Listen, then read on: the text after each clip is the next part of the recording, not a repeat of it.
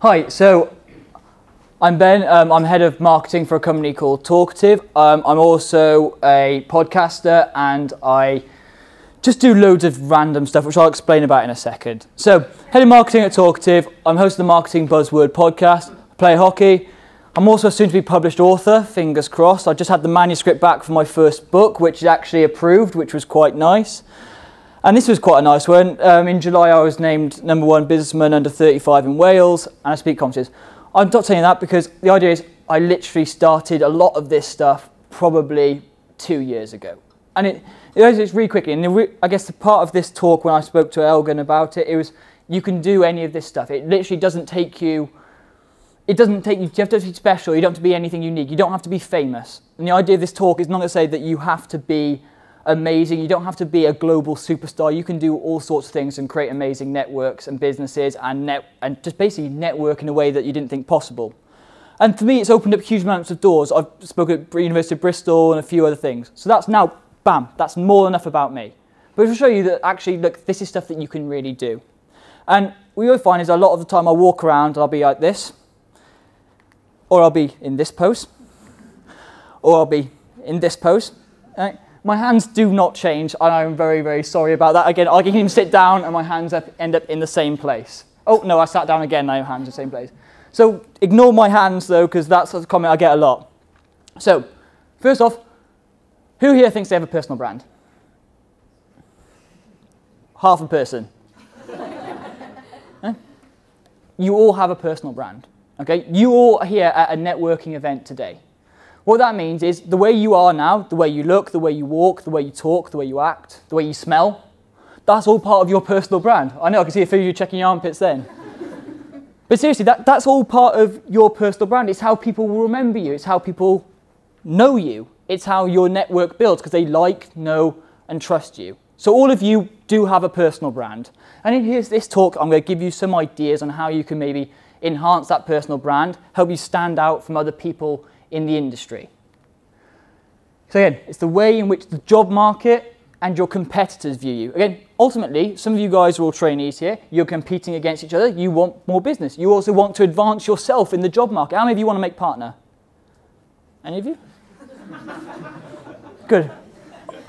Well, we've got 3 ambitious people here, so that's fine. Who of you wants to get a promotion? So there we go. Anyone want a promotion at any stage in their job career? There we are. We've got a few more people who want to get somewhere. Don't be that person that goes, oh, don't look at me. Everyone, wherever you are, people are looking at you and people are unfortunately judging you because people do judge you. So it's up to you now whether you put your personal brand in a way that people will remember you, become like, know and trust you. And it is possible to build a personal brand within an existing brand. Now, one of the questions I get asked all the time is, yeah, it's great that you can build a personal brand when it's just you, you're a sole trader, you're working for yourself. But actually, can you do it for a business? And I say, absolutely. The reason I know, because I'm actually doing it. I work for a company, I have a day job. This is something I do on the side. My podcast I do on the side. Writing the book I've done on the side. It's absolutely possible. This stuff is all in your own hands. So don't think, a few of you will go, oh, personal brand. I don't know if I can do it because I work for a law firm. I don't know if I can be my own person. You can be your own person. You just have to find your own little space. And you have to think digital first. So a quote from a guy called Brian Fanzo, who's a guest on my podcast, is that digital plays a huge part in personal branding. More often than not, people will try and look for you online first. Yeah? So when you meet someone, you may meet them for the first time and get a glance at them, and then you could go away, you look for them on Facebook. How many people have you looked on Facebook before you've actually met them in real life? How many of you looked at someone on LinkedIn before you've actually set up a meeting with them? Yeah? You've all done it. And actually, sometimes it makes a huge amount of difference to how you perceive that person when you first meet them. So actually you do, oh, this person doesn't actually look that professional, or, oh God, I don't know if that person actually, I want to be friends with a network, because we are judgmental. And unfortunately, and how you present yourself actually means a huge amount, because then if you don't present yourself in a way that's digital first, you have to work then a lot harder sometimes in order to gain people's trust. Saying nothing is not, please tell me, how many people are still eggs on Twitter? Any eggs? Oh, this is going to ruin the next part. I was going to have you breaking out the egg. Okay, but okay, how many of you have LinkedIn profiles that you would say were substandard? Yeah? It can always be better and stuff, But this is what it is. As long as you're saying something on there, you can always enhance stuff, but you need to be saying something on these profiles. Doing something and saying something is better than doing nothing, but doing nothing poorly is actually worse than doing nothing. Okay? So what that means is, actually, if you're doing something, yeah, that's better than doing nothing. If you are not on these platforms, people will not find you. They'll look at you and go, you don't even exist. But if you do it really poorly, so you then actually, you are an egg, or you've posted two tweets in your life, you've got a half-filled LinkedIn profile, it actually looks worse than doing nothing. Don't be on these platforms at all, which will limit you massively, or you can actually do them properly. There's not really a halfway house. If you do these and you actually tweet a couple of times, yeah, that looks great, but you're not very consistent, are you? You've started doing something, you've gone on that. They go and looked at your LinkedIn profile, or you don't really do that either. What was the point in you having all these in the first place? Your profile's only half built and half working. You can actually spend a little bit of time, and you don't have to post on LinkedIn very often, but if your profile's only half done, what does that say about you? Can you finish a job? So, how do you build a personal brand and authority? Authority is one of the key things I want to talk to you about, because, like I said at the start, it's not about being famous. It's about being known. So in your network, it's not about you knowing hundreds and millions of people. It's about knowing potentially 1 or 2 or 3 people. Don't have to worry about having tens of thousands of followers. Yeah? You don't need tens of thousands of followers. You need a small network of people who you want to know and want to know you. So when you start doing this, you need to be specific to yourself. What is your heading? Why are you even doing this? And what do you want to be known for? Okay? So if you're working in your industry, how do you want people to perceive you? What do you want to be? Do you want to make partner? I think one guy who wanted to make partner. Yeah? Why are you even doing this? What do you want? Do you need to sell more? Do you have targets to meet? Are you trying to sell? Are you just trying to widen your network? That gives you an idea of a starting place. What do you want to be known for? Do you want to be known as someone who is brilliant in your industry? Do you want to be known as someone who's a pioneer in your industry? Do you want to just literally be there and make new contacts and hopefully pass the day? All of that is absolutely fine. You don't have to be ambitious. You don't have to want to have tens of thousands, millions of followers. But you need to align yourself with something you can hang your hat on. It's a proverbial hat, obviously. But you do need to have something that you can align yourself to. What do people really want to know you for? Is there a certain part of law that you have a real understanding of? Is there something that you go, I really want people to know me for this? Because then you start talking about this, and people start actually going, ooh, that makes a lot of sense. I might follow you. Ooh, you might be someone good to know, because when I need this part of law analysed, I need you to draft up a document or a contract for me, you're the person to go for. If you're all over the place, and you don't really know what you stand for, how are people supposed to know what you stand for? How are they supposed to trust you? Because they don't really know you. Digital first. People can find stuff about you really, really easily. So what are you going to do? You're going to put in front of them something that you actually want them to know about you, or are you just going to let them find out for themselves? You want to become synonymous. I love that word. It's a really nice word. But what you actually become synonymous with it understand why, when people think about that term in your network, again, so you're not necessarily talking about the wider global audience of tens or thousands, within your tens or 20s, 30s of people, do they know you for whatever you want to be known for, an area of law, working in a certain type of industry or business? Are you an expert in that? Are you synonymous? So when people first think about who do I know that's in that industry, doing that bit, it's you. Yeah? So what do you work for? What do you want to do? Tell you when I know. Yeah, but that's part of the thing. I guess that's part of why you're here. You want to find something that actually come into your mind. What do I want people to know? Because I don't know. So how are people supposed to know? And then over time, I'm not saying, I know what I want to do. It takes time. But once you find that thing that you want to become synonymous and known for, you'll be in a much better position. And then you share knowledge and add value to that. And that doesn't mean sort of sell people all the time. People hate salespeople. How many of you on LinkedIn have literally, someone's connected with you, gone, okay, yeah, I'll accept you, and then within 2 minutes, they've sent you a sales pitch? Yeah, oh, come on, there's more of you than that. I know, it's horrible, yeah? But you follow people that are sharing knowledge and information about your industry, your topics, things that you're interested in, because you like them, so you follow them. You start to know them because they're posting more often, and maybe they post something that's a bit more authentic. They trust you because you're adding knowledge and value to their lives that they can believe in, that they can relate to, and actually it's going to improve their lives, and they go, I like this guy or girl, they're actually improving my life. They're improving the quality of my work. I want to follow them. I want to read more of their stuff because they're actually helping me. And then, you know what? Go back a slide. You've become synonymous. And they go, well, actually, look, this person knows a lot. So I want you to be blank on your given topic. Any ideas on what that would be? I want you to do blank on your given topic. Any ideas? Don't close? Yeah, that's an idea. Anyone else? It's a dead room, wicked. Drill deeper. It's a really tough one anyway. None of you are ever going to get it. Hey, someone tried. I like that. I like a little bit. But the idea is you go deeper, and what that means is you have to be seen as an expert, an authority on your subject to your 10s, 20s, 30s. It could be thousands, tens of thousands of followers. You have to drill deeper. You have to offer knowledge that they can't get elsewhere. They have to show that you have a real depth of understanding. Because how many blogs or things have you listened to and you've literally gone, that person doesn't actually know, they're really bullshitting their way through? No? Anyone else? Yeah? Yeah. Lots of nodding heads. That's something. We're getting some sort of engagement. I like this.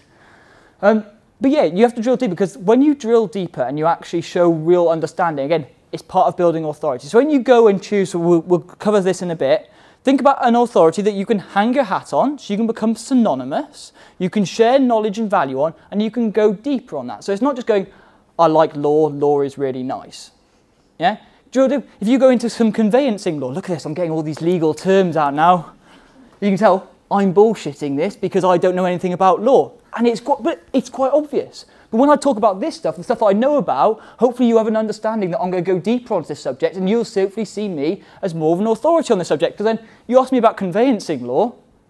Yeah, great, I'm literally not the guy you want to speak to. Only you can offer your own insight. Yeah? You have your own unique perspectives on law and how it interprets, how you actually have implemented it, case studies. That's personal to you. No one else can offer that insight, that perspective. Your way of delivering those insights. So when you build up your network, only you can talk to that person in a way that you can talk to them. No one else will talk to them in that exact same way. That's your opportunity to build your personal brand and your network.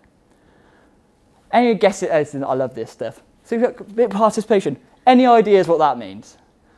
It's much easier, this one, honestly. What is it going to do for them? Now, so it links back to what I talked about earlier in terms of sharing knowledge value. When you share stuff, it's always asking yourself the question, what is it going to do for them? Oh, sorry, it'll be like Bitmoji Ben. He's really cute, isn't he?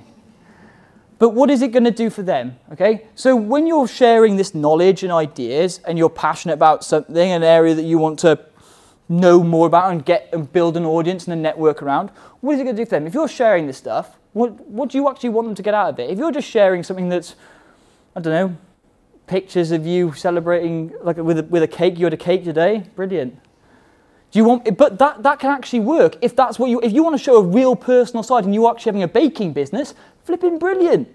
If you're in conveyancing law, do they really care? They might do. Actually, if your audience builds up that is building up and they want to see a bit of authenticity and they know that you're a baker because right at the start, I play hockey. And that's the thing.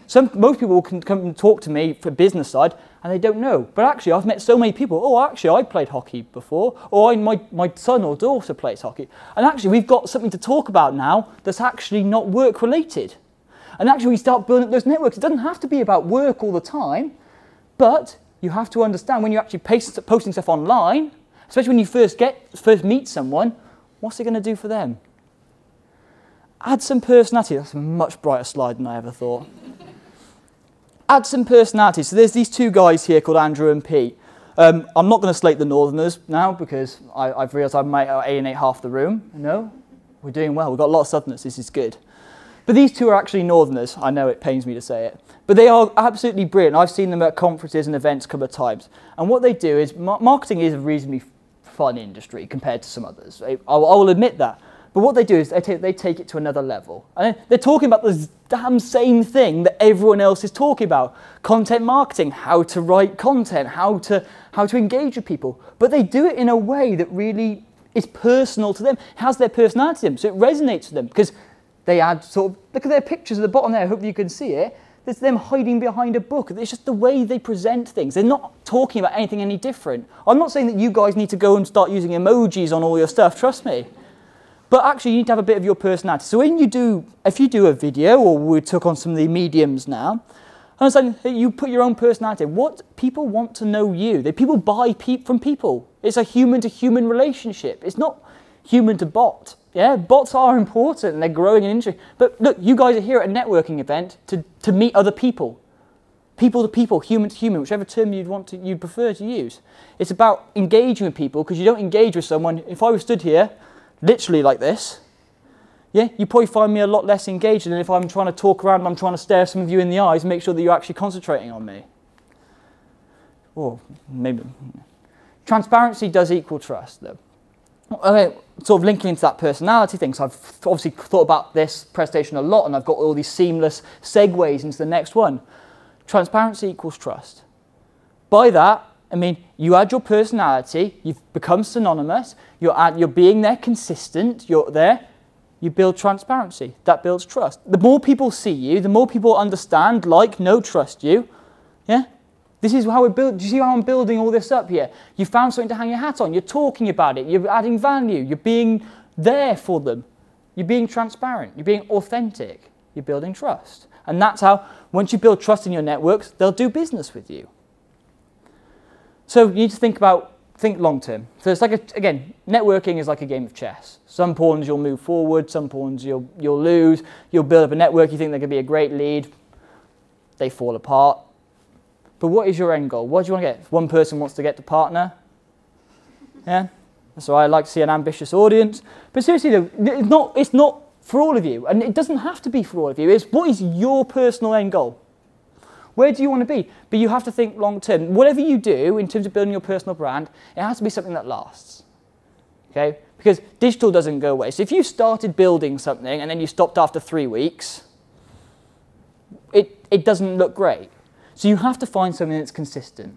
So this guy called Shep Hyken, he is awesome. So he does magic acts. I wish I could do magic acts at the start of my talks.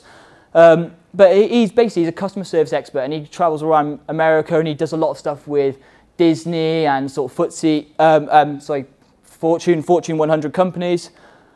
And basically he has 4 books, and basically everything he does is about amazement. It links to his magic, his customer service. Now, again, he doesn't talk about necessarily anything that's any different from anyone else.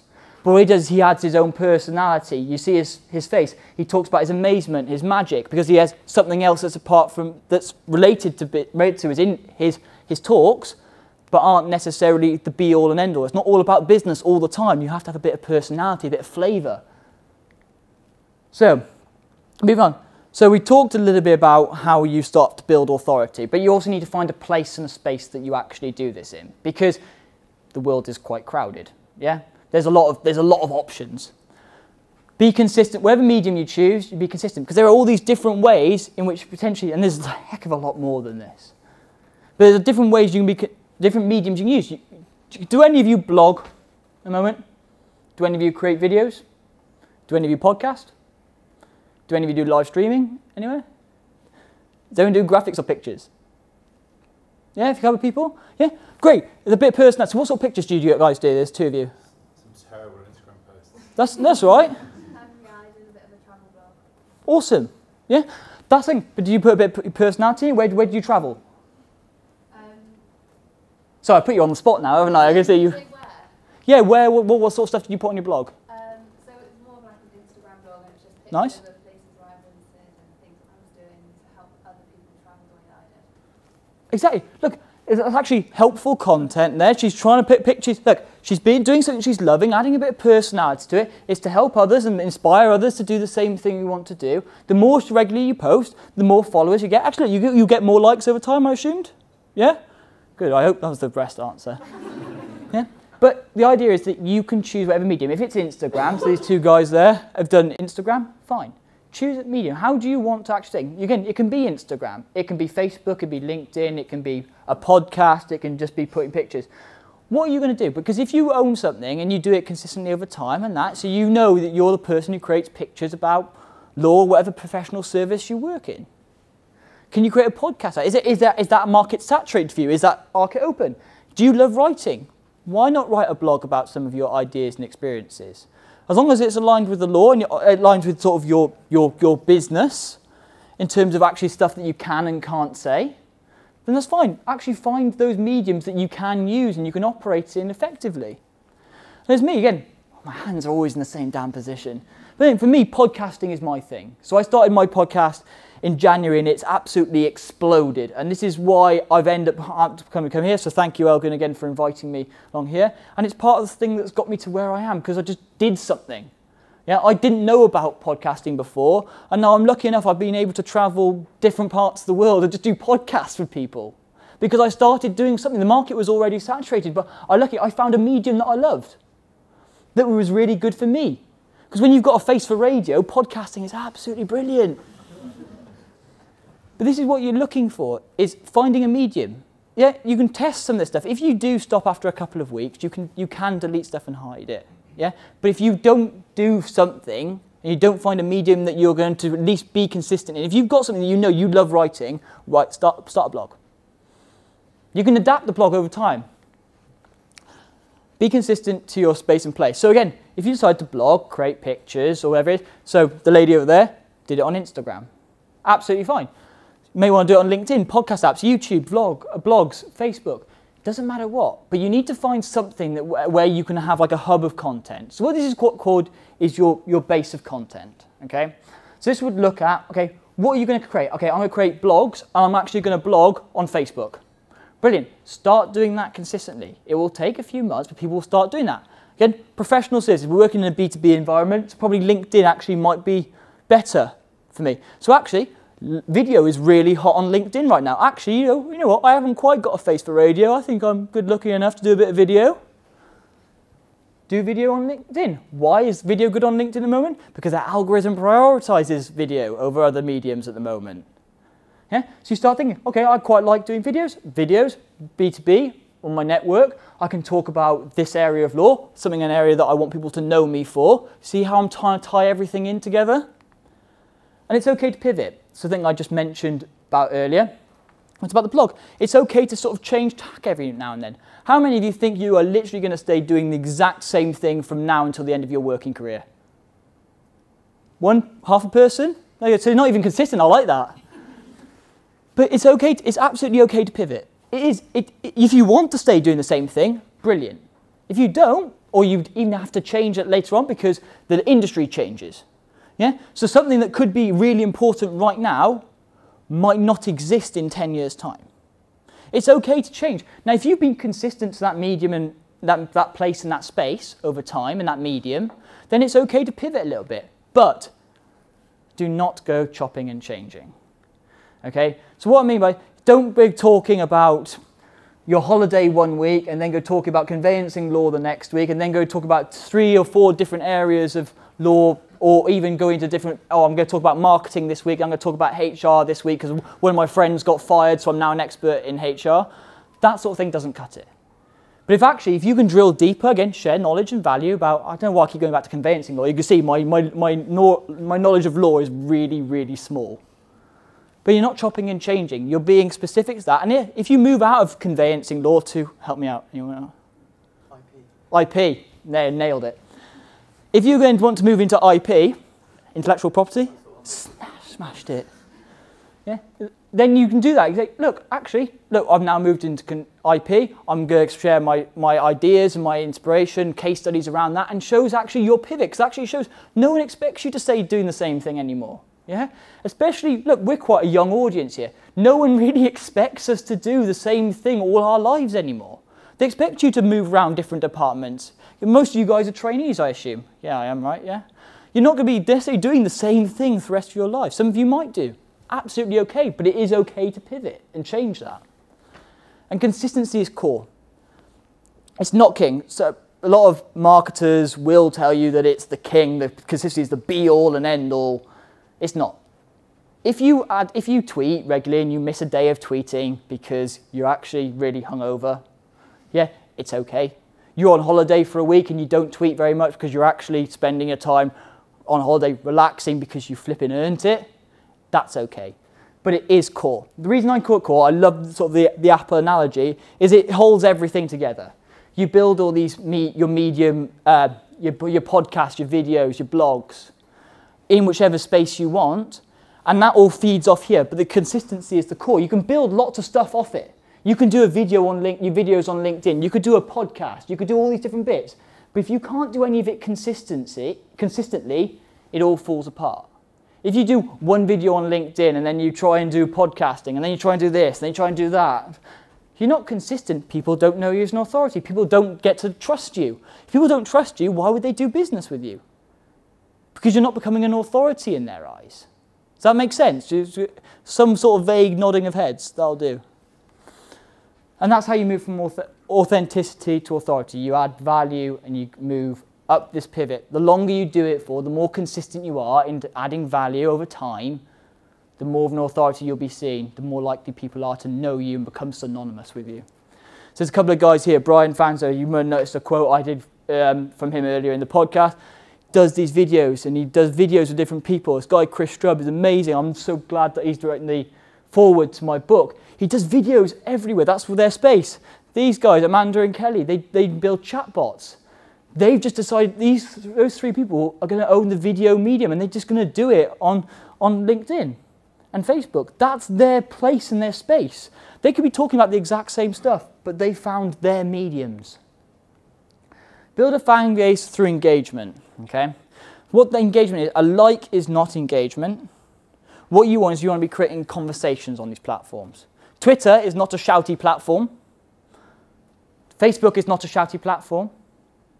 LinkedIn is not a shouty platform. It's not there for you to go, sales, I love whatever it is that you're trying to sell. You're trying to build networks, you're trying to build connections, you want to have real conversations with people. Ask questions. You don't know something, ask a question. Even if you can damn Google that thing, ask a question on social media, because you know you can get the answer within 30 seconds on Google, but is that actually helping build your network? Is that helping you sort of get more engagement and have conversations with people? Because it's quite hard sometimes to get conversations out of people. So if you ask that and you can get people to have conversations with you on these platforms, you'll suddenly you start to speak to them again and you'll be reminded of them. People will remind you because you'll pop up in their network. Yes, you can ask Google. Anyone can ask Google, but actually not everyone can ask their network. So when you start building up your network and you ask questions, people will remember you. You'll start to remember other people in your network. You know them, they know you. Crosser will do business potentially in the future. If you are just posting on there or you're just existing, you're just cohabiting.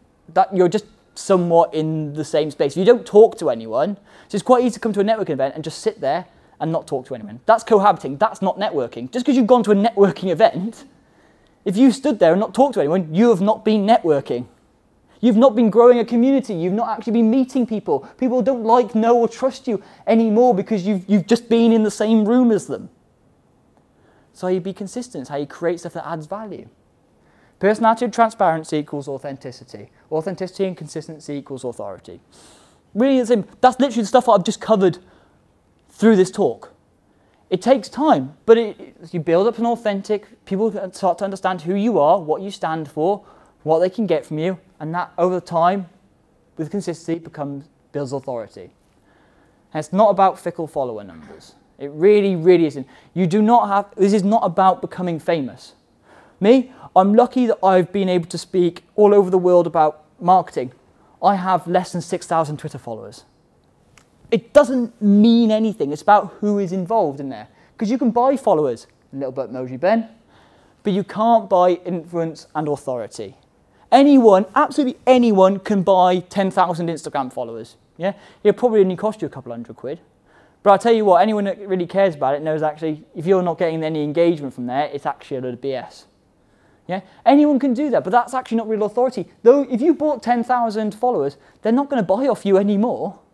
You're not going to suddenly sell or suddenly get a lot of people to sort of invest in you as a person and eventually ask you to write a contract for them because you've bought them on Instagram. I don't think I've ever heard of anyone who even claims that someone they've bought off Instagram has even asked them to do business with them.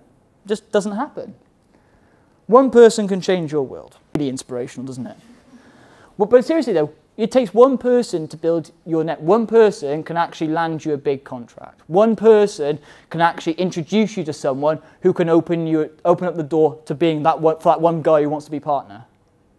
Wherever it is you want to go, it takes one person.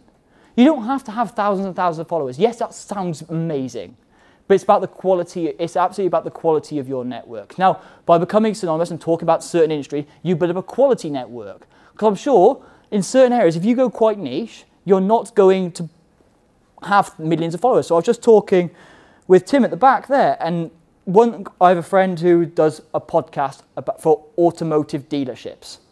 Yeah, really, really niche. He has hardly any downloads, something like 35 downloads or something like that each episode. He makes a shed load of money, and he's sponsored by huge companies because those 35 people are 35 people that really care about the automotive dealership industry. He makes more than I do on my podcast, and I have a heck of a lot more followers than that on my list downloads on my podcast. It means absolutely nothing. He's doing so well for himself because of that, because he's just found something that really resonates, and he's going deeper on a subject that he can become an authority on. And building a personal authority builds brand authority. This is where it comes right back to what I said at the start of the talk. So we're really sort of wrapping things up now. It's okay. So some of you guys will be like, personal brand again. It's about these individual people. It's about having your own thing. Yeah, I can go it alone. But actually, it's actually entirely possible for you to do it within your business, your existing business. It absolutely is. But your goals have to be aligned. What I mean by that is you have to understand what the business wants from you. So obviously they understand they want you to go out and network. They want you to win new business. But goals have to be aligned. So if you start talking about things actually were really sensitive to the business, you can't do that. You have to understand what the business expects from you, but it's entirely possible. I bet they don't expect you to be robots. Do you think your business is expecting you to be robots? No? They wouldn't try and put on events like this for you so you could learn about these different things. If they wanted you to be like that, they want you to have that bit of personality and do things a bit differently. You are the brand, and the brand is some of its parts. It really is simple. This business here, TLT, wouldn't exist without you guys coming through. You are the future generation. If you had no personality, you weren't building your networks, you weren't being seen as experts in the industry, TLT wouldn't be seen as experts in the industry. Because people don't meet TLT, they meet the people within it. Yeah? You guys are the future, which even if you don't work for TLT, you work for another law firm or a professional services company. I'm using TLT because again, my law knowledge is so limited. But hopefully you get the idea of what I'm saying. These businesses and these brands won't exist without you. These networks won't exist without you. And I think just to finish up, so I'm really lucky that I've been like that for the last couple of months, and hopefully I'm going to be a bit more like that in a few months now. I've finished my book. So if any of you did find this is interesting, this is stuff that I am going to be taught. I do talk about in my book, which will be released in February 2019. Thank you. If you do want to get in contact with me and you want to say, actually, look, I'm not sure if this is for me, I don't have any other questions, but I mean, we'll open the floor up to questions now. If there's anything that you want to know, because sometimes it isn't always easy to ask questions in an environment like this, or you're saying you want help with in the future, then please, by all means, anytime, I'm literally happy to help anyone. So if you do want to get in contact with me, please let me know. And thank you very much.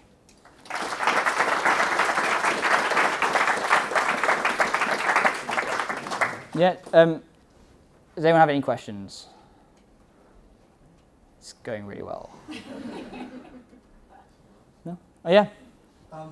So if you're not an expert, I mean, we're obviously quite young, so yeah. You're not an expert in your field, and you want to make a post, but I always feel a bit worried that I'm wrong, or that like what I have to say by somebody that knows a bit more about it and has dug into it deeper, it'll look a bit silly, I suppose. So how do you get over that and sort of start at the bottom, I suppose? No, I 100% agree, because no one starts off as an expert. It takes time. And people don't necessarily expect you to be experts. So what you do is, if you've somewhat researched what you're doing, you say, I have this idea. You say, can anyone provide, have I missed anything? So again, this is where you have those engaging conversations where I've messed up so many times on certain things where I've said, oh, I think this is right. And two or three people come back to me and said, nah, you're completely wrong.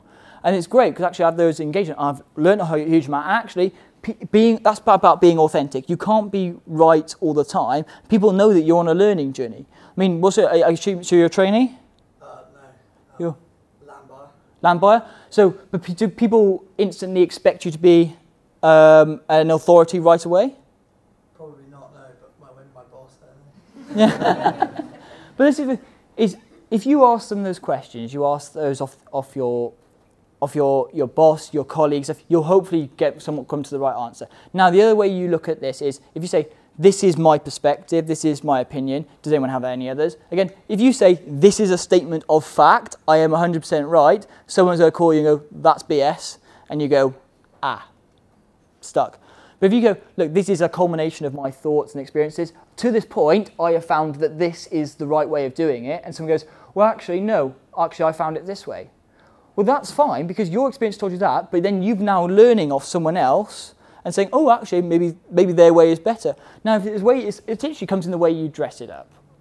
You say, I think it's this way, this is my experience, I've dealt with a client, and this worked for them.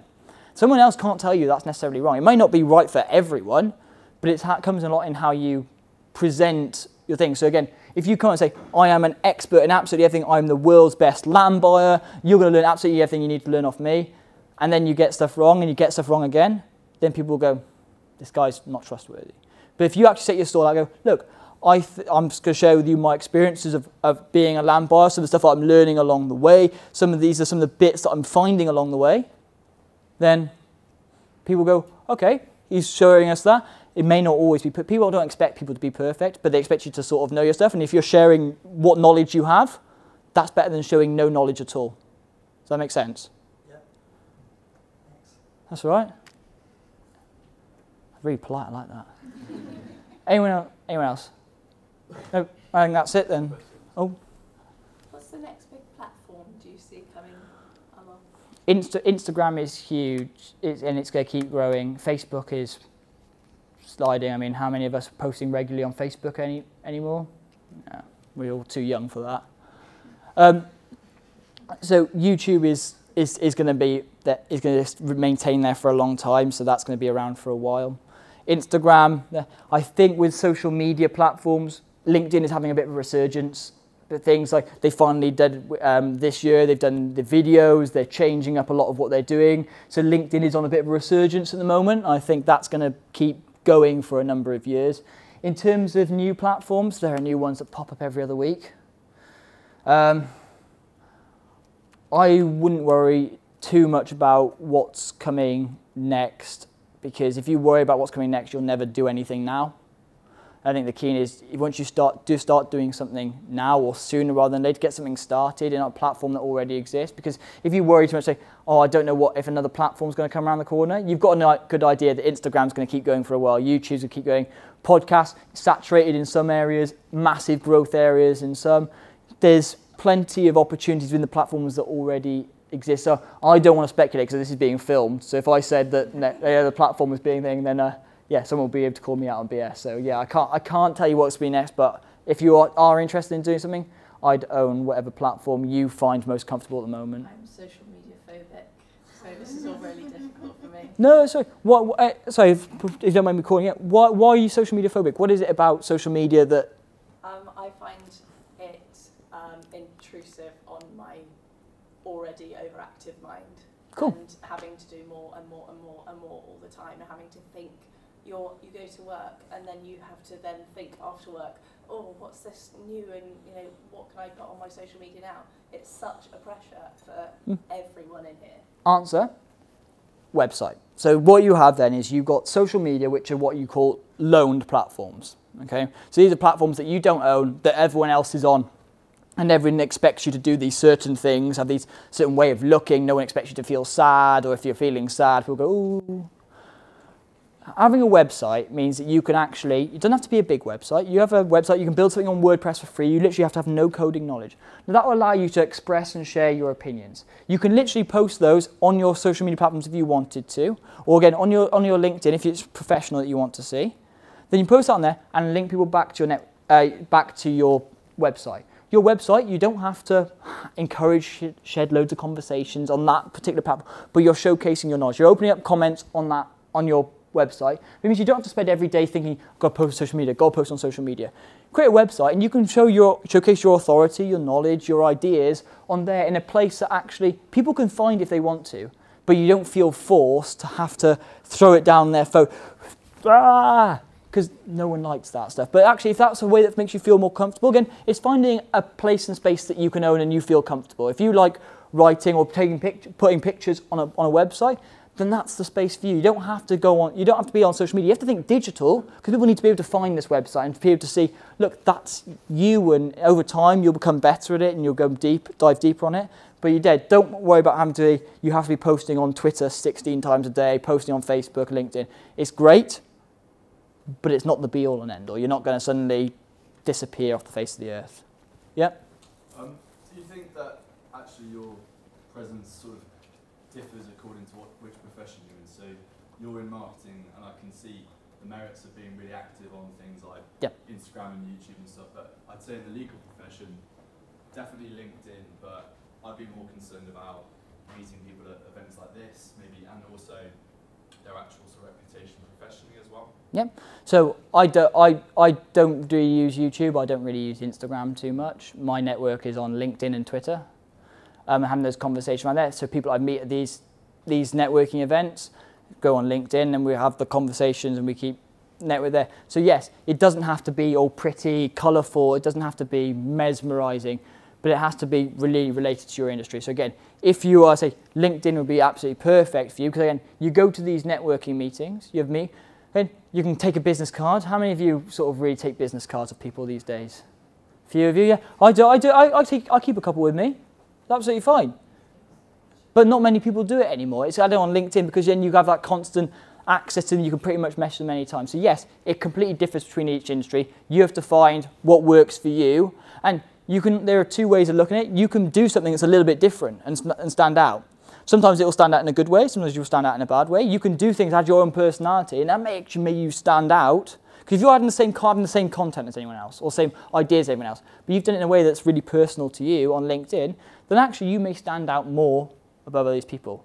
It's up to you what you feel right doing. But again, yes, it varies between every industry. You just have to take a take on how you are personally going to approach that platform. But yeah, but don't feel like you have to post on Instagram. And that's like, don't feel like you have to post on all these ones. Don't feel like you have to go and do lots of different stuff. You just have to find one platform. So LinkedIn, for most of you guys, will be perfect. That's where I spend most of my time because it actually works for me. I'm not an overly creative person. I can't do, I'm not the best photographer. I don't do all this Instagram stuff. It's just not me. But actually being able to sort of do things like this and network and go to meetings, that is me. So that's the place I'm going to own because that's where I can put my personality into it. Does that make sense? Cool. Thanks very much, Ben. Thank you very much.